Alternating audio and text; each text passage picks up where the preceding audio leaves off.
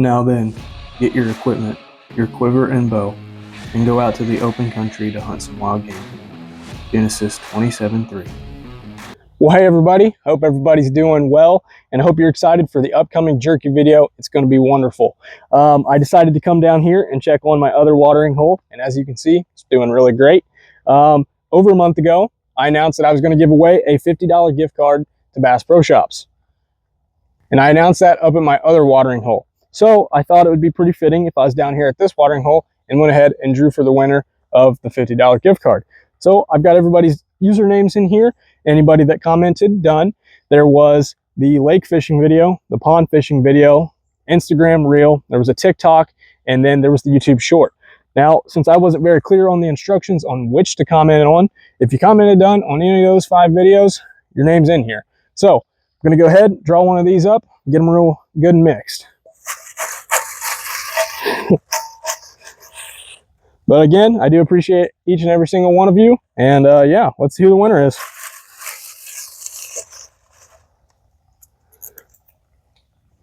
All right, we've got Paul Casper.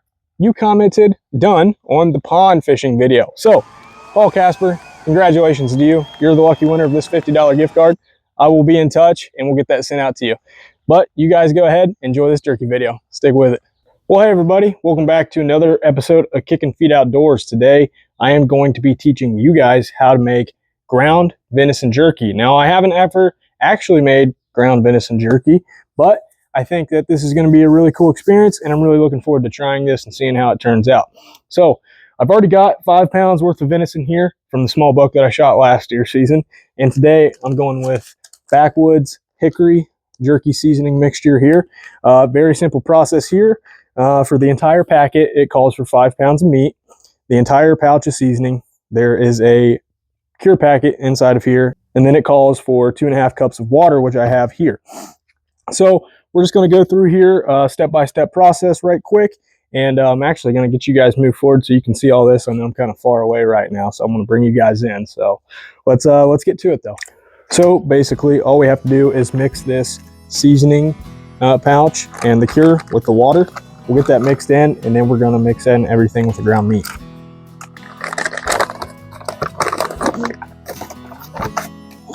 There is the cure packet, and here is the hickory seasoning. Just going to go ahead and get that all dumped in there.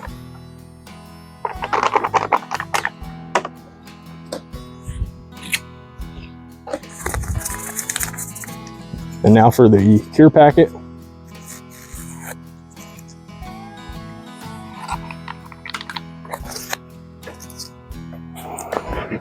Get it all mixed up. Oh, that looks all good and mixed up. I'm gonna get this meat mashed down, and then we'll pour in our mixture and get this all mixed in together.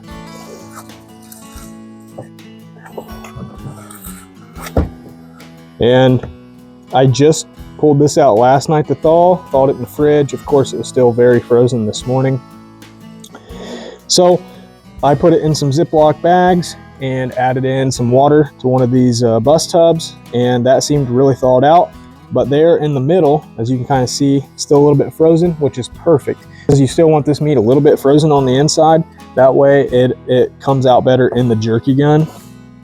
And that's what we're going to use today to make thin strips of jerky.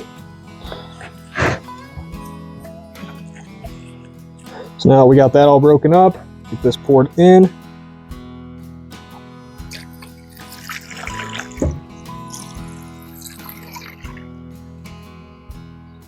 Awesome. And just get this all mixed up.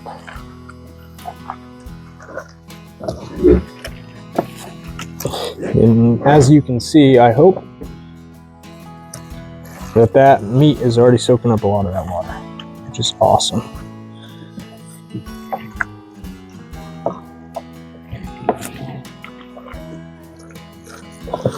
Please comment down below what your favorite jerky flavor is. Mine would have to be hickory, but I am a big fan of just, you know, your plain Jane original as well. But hickory has always seemed to be the go-to for me. And just continue working that meat till it's all thoroughly mixed. I don't want it to be runny. I want this to come through the jerky gun very clean. very smooth. That way we don't have a debacle in the end. Now I'd say we're good. So the next step is to load this jerky gun with our jerky. So we're just gonna pop that bit off, and we're gonna fill it from the front to the back, okay?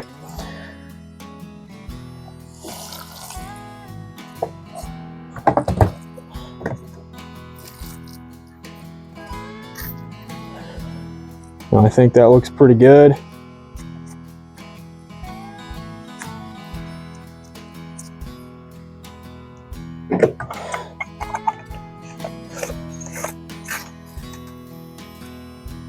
Sweet, and you can see how it's already kind of coming out a little bit. And this button here, this is what pulls your piece back, and then each crank goes one little divot at a time. So I'm just going to take this and start working it around the dehydrator. Ooh. And see, like I said, I've never done this, so it looks like if you keep this closer to the tray, it comes out a little bit better. And I am going on like a little double strip here. Comes out in two strips.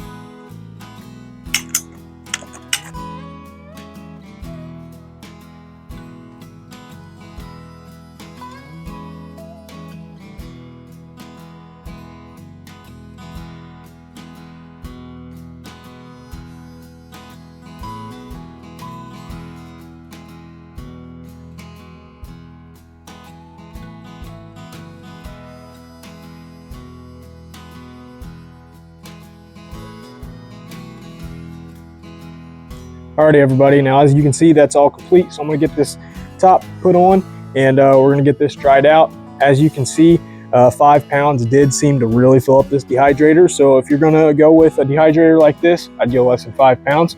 But the instructions that came with the Cabela's dial dehydrator calls for high for 5 hours, then medium until dry for ground meat.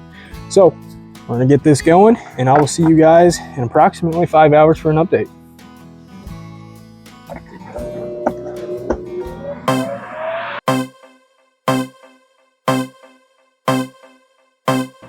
Alrighty everybody, it's been about 5 hours, so I'm gonna go ahead and get this turned down to medium, and we'll wait until it is thin and crispy, so stay tuned. Well everybody, as you can see, the jerky is finally finished. After about 12 hours of dehydrating in the dehydrator here, it is finally complete. So I actually snacked on a few pieces already here and there, and it's absolutely delicious. So I'm excited to get this last bit rested up here for a couple hours on the paper towels and packaged up. And yeah, if you guys got extra deer meat in the freezer, definitely a very easy way to do your jerky. Now I will say, I did cram a lot there in the end. This definitely needs less than 5 pounds of meat.